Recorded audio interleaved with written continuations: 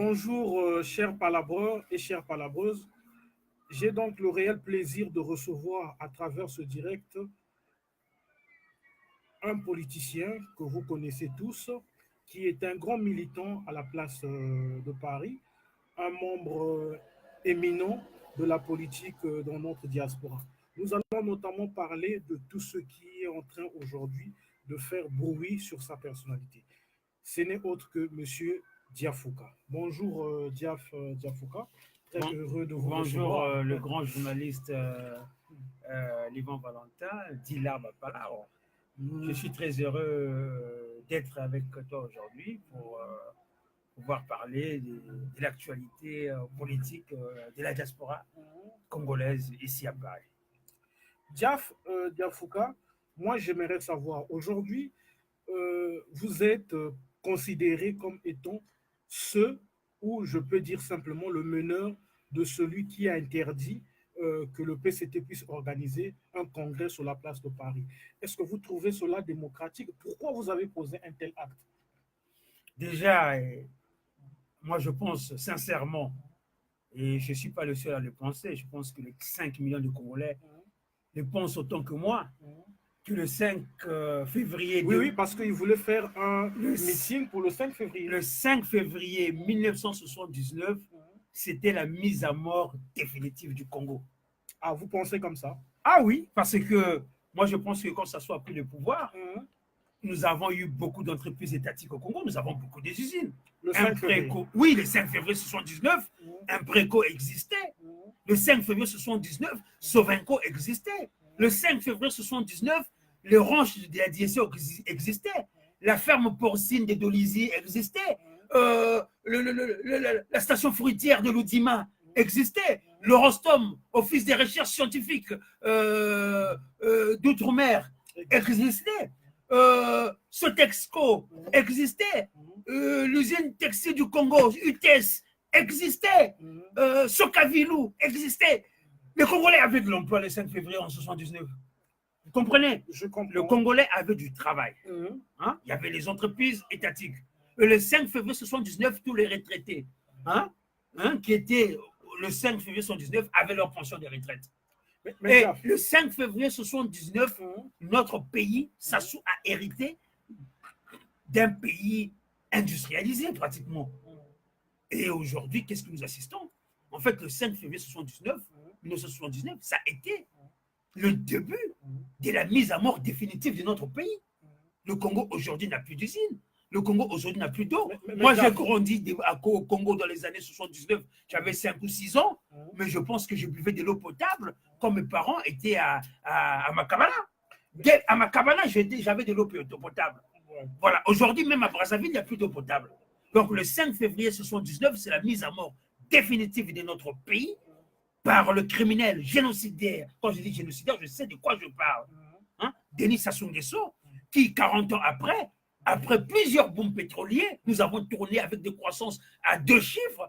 Nous nous retrouvons avec un pays mourant à l'agonie. Et je ne vois pas pourquoi les gens du PCT qui viennent à Paris pour fêter l'ignominie politique. Nous ne pouvons pas accepter cela. Parce que nous, aujourd'hui, moi qui vous parle, si nous avons fui le Congo, c'est à cause de la dictature, c'est à cause de la mauvaise gouvernance. Et aujourd'hui, on ne va pas fêter ce qui nous a fait fuir au Congo. Oui, Diaf, on aimerait bien vous croire. Ça, c'est vos propos qui n'engagent que vous. Mais eux, ils disent, les gens du PCT disent que le 5 février 79, lorsque je suivis notamment M. Florent Tiba, pour lui, il dit que c'est un moment très historique de notre pays parce que c'est le moment où ils ont permis à ce que le Congo puisse avoir une alternance. Est-ce que vous croyez à ces propos-là, vous en tant que... Déjà, pour avoir une alternance, il faut faire une passation des services. Ah, donc pour vous, le Donc, 5 février, c'est Sassou Nguesso, Denis Sassou Nguesso, le criminel et génocidaire, la patride, Denis Sassou Nguesso n'a pas fait une passation des services avec Yombi Opango. Voilà. Vous ne pouvez pas faire, vous pouvez pas fêter un 5 février alors que le président qui sort, parce que quand on est dans un État démocratique, quand un président sort, il fait sa passation des services, comme l'a fait Kabila et Félix Tshisekedi.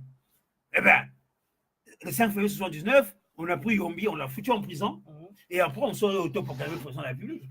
parce qu'on avait toute la racaille du PCT derrière.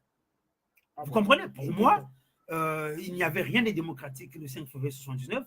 Ça a été un coup d'État. Un coup d'État, c'était la finition même du coup d'État, parce que le coup d'État a commencé avec Ngouabi. Le PCT a donné ceux qui ont tué Ngouabi. C'est les criminels Denis Sassou Nguesso qui a tué Ngouabi. Il a fait en sorte que Ngouabi ne fasse qu'une transition, que Yombi ne fasse qu'une transition. Et Yombi, bon, il est arrivé au pouvoir, il s'est entêté à vouloir rester. Et cette transition s'est terminée en coup d'État.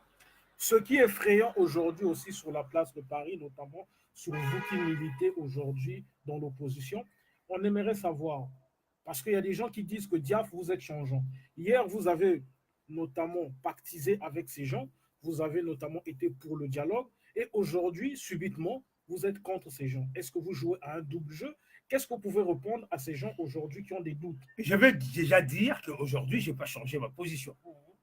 J'étais pour les dialogues, je suis toujours pour les dialogues. Mais j'ai compris une chose. Je dis bien, j'ai compris une chose. Je ne suis pas changeant, je ne suis pas instable. J'ai vécu à Brazzaville.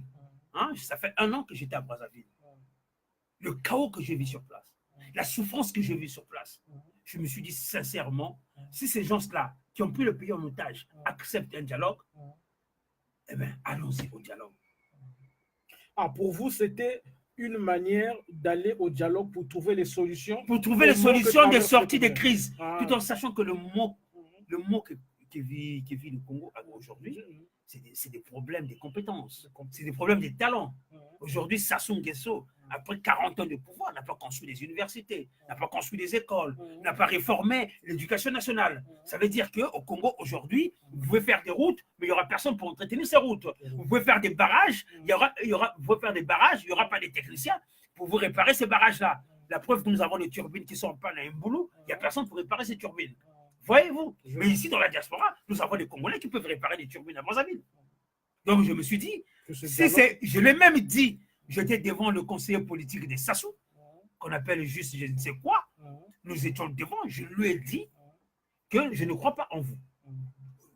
Tu comprends? Je leur ai dit, je suis sceptique. Je vous écoute. Hein. Mais si vous voulez vraiment le dialogue, et vous voulez créer l'ouverture envers le Congolais de l'étranger, la diaspora, qu'on appelle la diaspora, eh ben, je serai partant, dans la mesure où je suis sûr et je suis conscient que le problème de notre pays, c'est un problème de compétences. C'est un problème de talent. Voilà. On est devant un pouvoir qui n'a pas formé les Congolais. Et les Congolais qui ont été formés, c'est ceux qui se sont exilés. Nous avons besoin d'eux pour construire le pays. Donc, quand je vois le conseiller politique de Sassou qui engage la présidence de la République en venant nous voir pour nous dire « Ah, nous allons dialoguer », je me suis dit, c'est sérieux. Parce qu'eux, ils engagent la présidence de la République. Nous avons engagé que nos modestes personnes. Aujourd'hui, s'ils nous ont trompés, mais ils ont trompé nos modestes personnes. Nous avons engagé nos modestes. Donc, ils se trompent eux-mêmes. Parce qu'aujourd'hui, dans la diaspora, personne ne pourra leur faire confiance. Voyez-vous? Ils engagent une république, nous engageons nos modestes personnes. Aujourd'hui aussi, dans la diaspora, la débattue qui s'écoule notamment vont émarrer notre espace diasporatique, c'est les élections 2021. Est-ce que vous croyez notamment à ces élections-là en 2021? Je vais vous dire une chose. Je vais le dire au peuple congolais. J'étais le 3e vice-président à travers le parti, l'Alliance pour le renouveau du Congo, parce que j'ai un parti politique du centre. Par rapport à ces partis politiques, j'étais le 3e vice-président des révisions électorales dans la Likwala. Vous savez ce que j'ai constaté? Qu'est-ce que vous avez constaté? J'ai constaté le chaos. Voyez-vous? J'ai vu les listes électorales de la présidentielle de 2016. Je les ai vues dans la Likwala. J'ai été dans des villages. J'ai fait toute la littorale de la Likwala. J'ai parcouru en pirogue, dans des conditions extrêmement difficiles.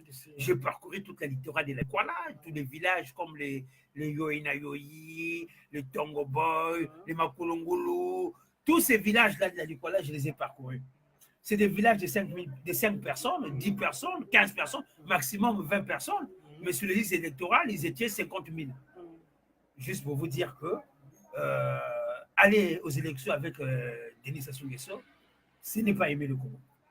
Voilà. Et vous, je pèse mes mots. Quelle est la solution que vous proposez alors? La seule solution, c'est la solution populaire. Moi, je pense que le dialogue, nous avons essayé. Nous sommes parmi les gens qui ont milité pour le dialogue. Vous avez vu vous-même. Oui, nous avons milité, nous avons cru en eux. Voyez-vous? Donc, si nous avons milité pour le dialogue, nous avons milité pour une solution pacifique. Nous avons trouvé que ces gens-là nous ont menti. Et vous, vous voulez aller aux élections avec ces gens-là, alors que moi, Kevin Joseph Diafouka, j'ai vu les listes électorales des présidentielles, là où le PCT a gonflé la démographie dans la Nicola. Hein? Et tout ça pour des fins électoralistes. Donc, vous n'allez pas aller aux élections avec Mboulo comme ministre de l'Intérieur. Vous n'allez pas aller aux élections avec un CENI totalement acquis au pouvoir. C'est vous tirer une balle à la tête. J'ai comme l'impression que la majorité des gens qui se prennent pour des politiciens au Congo sont naïfs. Voilà, la seule solution, c'est le souverain populaire. Avec Nguesso, je suis désolé, nous irons à aucune élection. Et je voulais qu'on puisse fermer ce chapitre, bien sûr, mais revenir aussi sur cela. Ceux qui ont interdit que le meeting du PCT puisse se réaliser sur la place de Paris ont été aussi, parmi ces gens qui l'ont interdit, il y a eu aussi les combattants, notamment M. Rostel Bakwa. Vous, concrètement, qui est l'un des amis ou simplement l'une des personnes qui le fréquentent, que pouvez-vous dire concernant ce monsieur, Rostel Bakwa, et notamment concernant le mouvement des combattants, dont lui, aujourd'hui, prône le retour d'une manière féroce? Oh, mais je vous dis sincèrement, Rostel a raison. Parce que je me souviens du jour où Rostel Bakwa a fait sa déclaration sur Télé Congo. Moi, je pense que j'étais à Brazzaville, je l'ai appelé, j'ai dit, Frangin, tu te tires une balle dans le pied, tu te mets la famille en difficulté, parce que tu viens de prendre une décision très lourde, vouloir dissoudre le mouvement combattant à Paris. Hein? Et après, moi, je pense que j'avais pas tort. Sa famille, sa femme était menacée dans le métro. Ses enfants ont été menacés dans les écoles par nos compatriotes qui se sont dit non mais Rostel a été acheté, a été voilà. Et le PCT a véhiculé cela pour dire qu'ils ont donné de l'argent à Rostel, ils ont acheté Rostel. Mais moi qui côtoie Rostel, je peux vous dire que Rostel Bakwa a été menacé, sa famille a été menacée ici à Paris. Insulté. Sa femme menacée dans le métro. Il a risqué sa vie. Pourquoi? Parce qu'il aime le Congo. Il croyait que la sortie des crises au Congo, c'était peut-être l'unité et les rassemblements, voire le dialogue. Voyez-vous? Moi, je l'ai dit à Rostel, fais attention, parce que là, tu mets la famille en difficulté. Ici, dans la diaspora, il y a beaucoup de gens qui ont fui la dictature. On ne peut pas donner tort à ces gens-là. Il y a des gens qui ne peuvent même pas aller au Congo pour enterrer leurs parents. Voyez-vous? Même si nous prenons une solution pacifique, mais cette solution pacifique doit être honnête. Hein? Et il doit être une solution que tous les Congolais soient concernés. Voyez-vous? Mais j'ai comme l'impression que les gens du pouvoir, ils passent leur temps à décrédibiliser les gens, à mettre le Congolais en porte-à-faux avec d'autres Congolais de la diaspora. Voyez-vous? Donc, moi, je pense que c'était du foutage de gueule.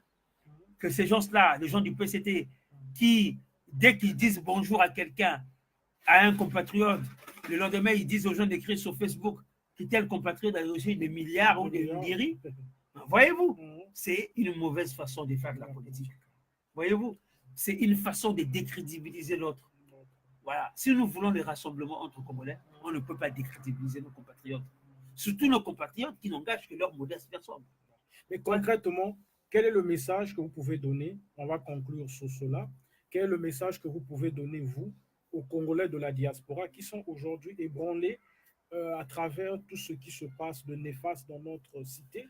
Quel est le message, pas le conseil, mais le message que vous pouvez donner à ces compatriotes pour que le combat que vous menez aujourd'hui puisse devenir davantage bénéfique pour le peuple congolais ou notamment pour le progrès simplement de notre pays? Le message envers nos compatriotes est clair et net. Voyez-vous, il ne faut pas chercher à des virgules, il ne faut pas chercher des virages. Voyez-vous, le message est clair et net. Nous avons devant nous un pouvoir qui a pris notre population en otage. Un pouvoir qui a pris notre démocratie en otage. Un pouvoir qui a pris le peuple congolais en otage à des fins nombrilistes. Nous ne pouvons plus accepter cela. C'est pour ça que nous demandons à tous nos compatriotes de la diaspora qu'on nous prenions conscience aujourd'hui que nos compatriotes, nos frères qui sont sur le terrain, sont aujourd'hui dans une prison à ciel ouvert. Hier, vous l'avez vu, les gens du CFCO qui ont voulu revendiquer leurs droits, 2 ans de salaire impayés, ils se sont Ils ont heurtés heurté à la force. à l'arsenal répressif du criminel Denis Sassou Nguesso. Voyez-vous, tu vas revendiquer ton argent et après on te coupe le bras. Et c'est ça le pouvoir Nguesso. Toute la diaspora doit se rassembler. Je dis bien toute la diaspora doit se rassembler. Nous sommes engagés dans une solution des révoltes populaires, des soulèvements populaires, il faut le dire. On ne va pas se les cacher. Voilà, la diaspora doit se rassembler pour organiser un véritable soulèvement populaire au pays. Ici, nous avons des ambassades. Dans la majorité des cas, les ambassades des Sassou, les gens ne sont pas payés. Les ambassades des Sassou ne payent même pas le loyer de ces ambassades à l'étranger. Le Congo, il y a eu des ambassades qui ont été expulsées parce qu'ils n'ont pas payé de loyer. Donc, c'est à nous de pouvoir, dès lors que la population va se soulever là-bas, il y aura un moment où nous allons donner les tempos. Il ne faut pas vous les cacher, nous menons la danse, nous sommes en train de travailler pour un véritable soulèvement populaire. Quand nous allons donner les tempos, il serait temps que tous les Congolais de la diaspora, qu'on fasse une mainmise sur toutes nos ambassades. Et à côté, notre population va se révolter pour aller à la conquête de son pouvoir. Merci. Usurpé, bien sûr. Merci donc, Diaf, pour ces propos qui n'engagent bien sûr que vous. Et surtout, je vous remercie pour votre clarté des mots parce que vous avez notamment été celui qui a accepté cette invitation pour simplement dire votre vérité. Donc, nous allons conclure concrètement cette émission par une question qui m'a été posée. Aujourd'hui, Diaf, c'est quelqu'un qu'on ne peut plus sous-estimer parce que vous étiez au Congo, vous avez touché du doigt la réalité du Congo. Mais les gens se posent beaucoup de questions aussi sur ce que tu fréquentes. Tu as fréquenté Tialisson. Et les gens se disent, comment se fait-il, il insulte aujourd'hui le pouvoir en place, mais c'est le même qu'on voit avec Tialisson. Qu'est-ce que tu vas répondre sur ça? La première des questions que je vais te poser, moi je vais te poser une question. Est-ce que Tialisson pèse au Congo? Je ne crois pas. A-t-il un poste? Et a-t-il été nommé par le dictateur? Aujourd'hui, Tialisson est là où il est. Moi-même, j'étais là les jours des élections. Il est là où il est grâce à la volonté populaire du peuple Congo. Tialisson n'est pas là grâce à Sassou. Moi, j'étais là quand Sassou voulait garder Gongara, le vieux Gongara, au profit d'Insalisson. Et Mbolo a distribué 6000 cartes d'électeurs à Ango. Et je me rappelle ces jours-là, nous avons obligé la police à faire respecter une réglementation de la loi électorale qui disait que pour voter, il faut une carte d'électeur et une carte d'identité. Si il ne s'était pas respecté, Nsalisson ne serait pas député, c'est Gongara qui serait député. Donc Nsalisson, aujourd'hui, il ne représente rien dans ce pouvoir. Il ne fait pas partie de la majorité présidentielle. Donc parce qu'il ne représente rien de ce pouvoir-là, ça vous donne donc le droit de le côtoyer? Non, je le connaissais bien avant qu'il soit ministre des Sassou, bien avant qu'il soit marginalisé par le même qui l'ont nommé ministre. Nsalisson, aujourd'hui, je vais vous raconter l'histoire. Je vais vous surprendre qu'il n'y a plus de troisième vice-présidence à la CONEL. Le centre n'est plus représentatif dans l'espace politique congolais. Ah ouais? Oui, parce qu'ils ont une haine viscérale envers Nsalisson. Et nous qui sommes les centristes, nous payons aussi cela. Voyez-vous? Donc, moi, je sais que Nsalisson ne représente personne dans l'échiquier politique congolais. Il ne représente que le peuple d'Ngo, c'est un élu local d'Ngo. Mais vous le côtoyez d'abord avant tout comme un ami. Comme un ami, pas politiquement. Bien que politiquement aussi, nous sommes au centre tous les deux. Nous subissons la marginalisation de ce pouvoir. Nous ne sommes pas de la majorité présidentielle. Aujourd'hui, nous ne pouvons pas exercer la politique, nous ne pouvons pas faire la politique au Congo. Parce que le pouvoir s'est limité à une opposition préfabriquée avec les Tsatsi Mabiala et leur pouvoir à eux. Ils nous ont écartés, nous, de centre, parce que nous ne sommes même pas dans la CENI. Parce que la troisième vice-présidence revient au centre. Et Mboulou nous a dit qu'il ne peut pas avoir une troisième vice-présidence du centre. Et là, ils sont en train de monter, comment est-ce qu'on l'appelle, Nick Fila, pour qu'il soit un patron du centre. Voyez-vous? Donc, aujourd'hui, je suis un partenaire du centre de M. Okombi Elvis, mais nous sommes dans la vie des amis. Nous sommes dans la vie et ce n'est pas la politique qui nous a unis, c'est l'amitié, c'est le vivre ensemble qui nous a unis. Voilà. Et c'est ce que nous devons aussi dire aux Congolais. C'est ce que nous prenons, mais avec l'Ngeso, ils ont une politique ndokilisés. Ndokilisés, c'est des politiques de la sorcellerie. C'est de vouloir faire du mal, de vouloir voir l'autre souffrir, de vouloir détruire. C'est ça la politique des Nguesso. C'est une politique ndokilisée. C'est des ndokis de la société congolaise. C'est des ndokis. C'est-à-dire que c'est des gens qui sont là à faire du mal. Quand on voit Christelle Nguesso, il est là juste à dire voilà, lui, on doit le tuer. Lui, on doit le détruire. La preuve, chez moi. Mais vous l'avez côtoyé, vous. Ce Christelle que vous diabolisez aujourd'hui. Je ne l'ai pas côtoyé. Il y a des rumeurs qui disent que vous l'avez côtoyé. Quand on s'est rencontrés une fois, je lui ai dit toutes mes vérités. En face. Je lui ai dit toutes mes vérités en face. C'est peut-être pour cela qu'il ne m'aime pas. Et vous avez voulu soulever là une information qui est peut-être très capitale de la mort d'un compatriote. Il y a un ninja qui s'appelle Rémi. Ça, je vais le dire à tous les Congolais. Il y a un ninja qui s'appelle Rémi qui a été tué chez Moani. Un ninja qui s'appelle Rémi qui a été tué chez le député devant Moani. Oui, et apparemment Moani dit qu'il a tué sur ordre de Denis Christian Sassou Nguesso. Il a été tué de sang-froid.